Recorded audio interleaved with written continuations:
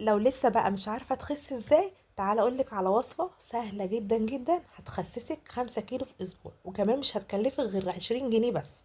يلا بقى اتفرجي على الفيديو للنهاية واعملي اشتراك للقناة عشان يوصلك كل جديد، ويا ريت تعملي بلايك عشان يوصلك كل جديد.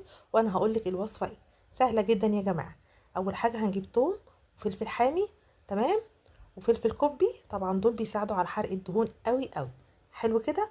بمعلقه سمنه صغيره قوي، معلقه صغيره اللي هي الصغيره اللي بنحط بيها الشاي، تمام، ومعلقه زيت زيتون كمان، تمام. وهبدا كده اشوحهم، وهكون بقى سالقه معايا السر اللي هيخسسني قوي، اللي هو العدس بجبه.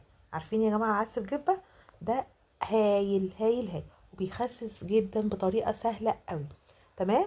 هكون سلقاه كويس، وهنزل عليه بعصير الطماطم، طبعا عصير الطماطم انا مسبكاه كويس، وهنزل عليه بقى كده بالكمون بيحرق الدهون، وهنزل عليه كمان بكزبره ناشفه وملح، وابدا بقى كده انزل بالطشه بتاعتي. حلو يا جماعه قوي قوي قوي، جربوه هيعجبكم جدا، وهيخسسكم في وقت قليل قوي قوي. طبعا ده بناكله في العشاء او في الفطار، ويا ريت ما ناكلش معاه عيش خالص. حلو قوي قوي وبيشبع جدا جدا. طبق كده في العشاء حلو قوي.